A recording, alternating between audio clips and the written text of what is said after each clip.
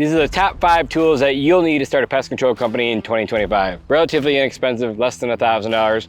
These are in no specific order, no brand preference, just gonna throw out the top 5 tools that you guys need to start a company and get out there servicing today.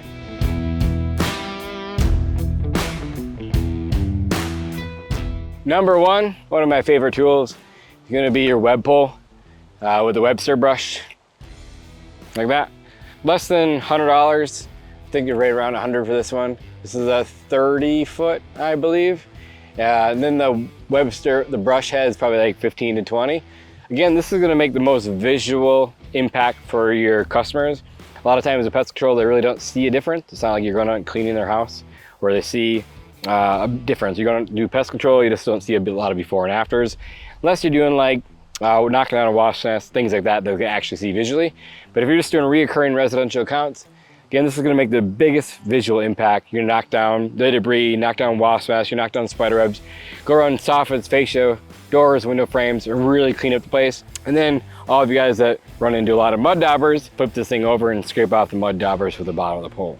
Another good thing about these is that they do, like I said, reach up to 20, 30, 40 feet. Get the harder reach areas, knock down things, really go above and beyond for the customer. Not throwing any names out there, but a lot of companies just go out there and, you know, they do the spray and pray model. They just go and they just do around the house real quick, and they're in and out of there in 6-7 minutes, and they don't take the extra effort to do what it takes to be a professional pest control company. And in my opinion, this is one of the best tools to use. Takes a little bit longer, but it shows that much better level of service, and obviously it's a really good sales point to hit on that you're going to de-web the entire house. So they obviously, like I said, they make different sizes, you know, 20, 30, 40 foot. I have no preference either way. Some people like longer ones, so you hit up higher. We've always just had difficulties. This locking mechanisms, they get out that far, they tend to bend. Not saying everyone has this issue. It seems like we have this issue with our technicians. The longer that the pole gets, the harder it is to bend more, and then the harder it is to get back in, then we're constantly replacing them. Also, some technicians like a shorter web pole as well for just doing inside of garages, basements, inside the house, things like that. Next is our 4-gallon Flow Zone backpack sprayer. Like I said earlier, there's no specific brand. This is just what we use. Good for residential properties, not so great for like termites, things like that, or obviously mosquito. Just residential pest control. Easy to maneuver. You can fill up, whether it's in the back of the truck you have water, or if you just want to fill up on the customer's house. People don't really care if you're just taking 3-4 gallons. Now if you're taking 100 gallons, they might get upset, but you might use a couple gallons out of here to spray the exterior and get to interior later. But biggest thing is just make sure that the battery's charged, and when you leave, you have the battery. Because as you guys all know, a lot of technicians will forget it.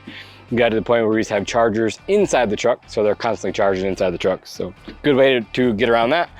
But again, for those of you that have to bring it inside and plug them in, just make sure to grab them. Because going back all the way to the shop or all the way back to your house just to grab batteries are really a pain in the butt. Just adds more drive time and make less money. They have 3 different tips. Good for high to reach areas. It does have different settings for power on this side. I think there's 3 different settings, from low volume, mid volume, and then max volume for getting high to reach areas. Spray up inside the peaks, like up in there if you have a wasp nest. Just make sure that you're getting the soffits, fascia, things like that really good, so you don't have any wasp nests reoccurring back up in the peaks. As you guys all know, majority of us old school guys, we came from power sprayers, which are still come in handy at times, especially if you're doing maybe massive commercial jobs, or if you're doing termite. You know, a lot of people use power sprayers for termite jobs, but these obviously really changed the industry a lot. You know, we're not pulling out hoses anymore, which is obviously giant pain in the butt. You're not carrying around a couple 100 gallons at a time, and have to go to the shop to fill up every single day, which is kind of nice. So these things have really changed the game.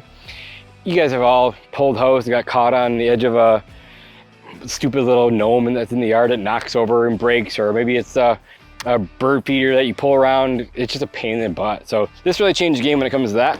You know, a new power sprayer is probably going to cost you, let's just go with a couple thousand, you know, $2,000, $3,000, $4,000 up to, you know, 10,000 depending on the brand.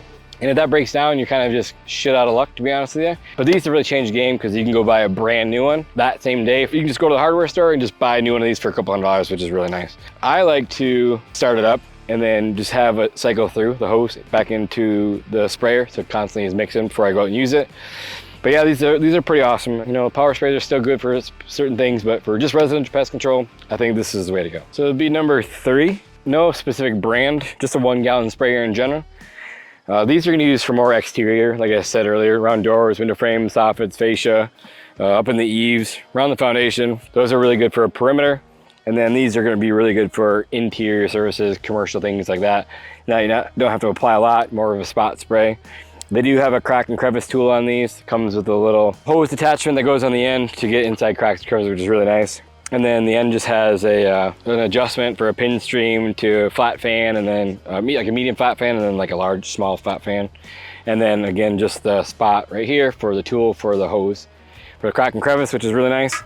Again, you know, these are going to be a couple, you know, $400 or $500, $600, whatever they are today.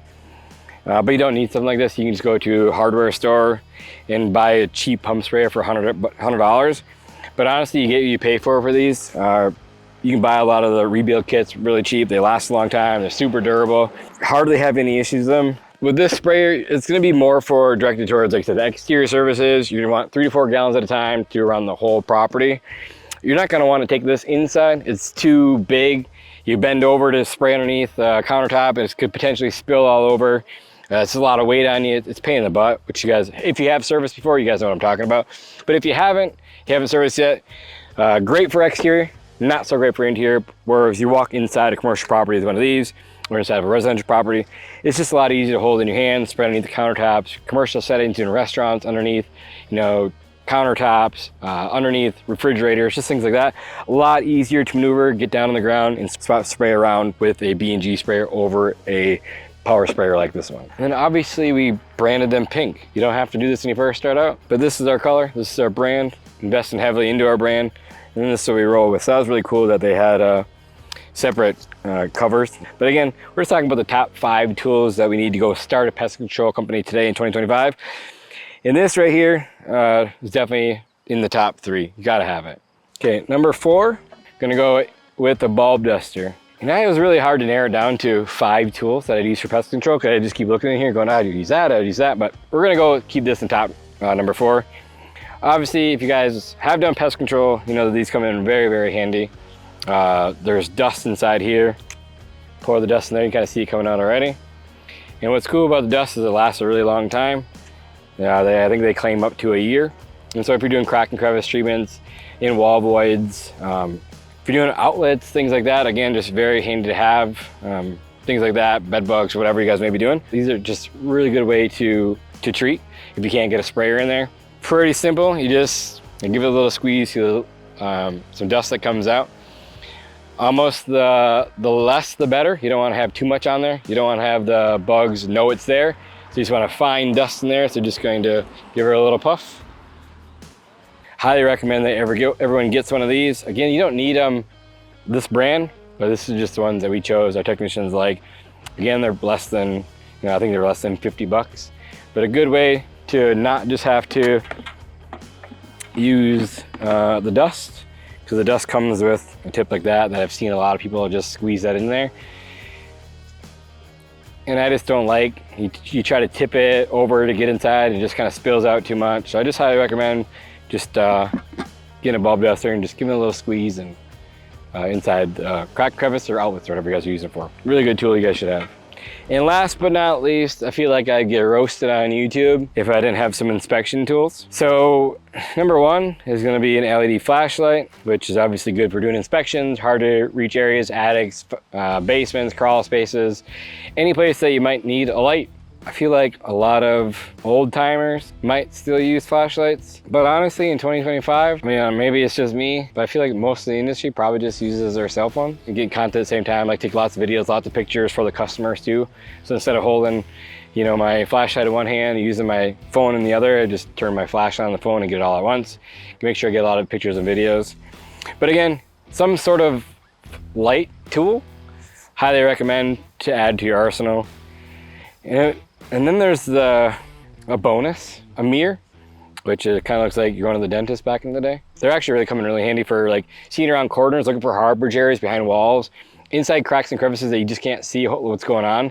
Taking your flashlight, bouncing off the mirror, just looking behind walls, things like that. When you're just starting out, it's a good tool to have. It's not like you need a thermal camera just starting out, although as you upgrade, you're gonna wanna get a thermal camera to see what's going on behind the walls, put it up to the wall, see where the hives are, really get a good idea of where things are on the walls. But just starting out, you don't need that. Wait till you have a little bit of money in the bank before you upgrade, but a mirror can take you 80% of the way there. Again, it's gonna be a little bit harder, might take you a little bit more time, but still a really good tool to have, like I said, to see around corners, behind walls, things like that. Again, less than $5.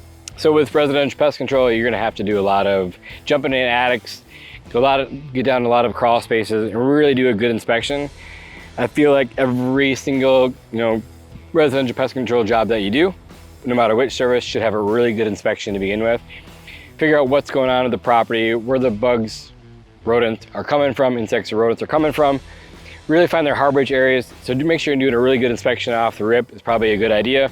Have a checklist, go through the checklist of everything that you find, where the harborage areas were, how you treated it, things like that on every single account. Whether you put that in your notes of your CRM or whether you put that on a piece of paper, I don't really care. Residential or commercial should have really good inspection. Again, any specialty work, bed bugs, mice, bats, definitely have to do inspection. So showing up with the proper tools, looking professional, not just looking like a fly-by-nighter is very important. And although it's less than $5, most homeowners won't have this.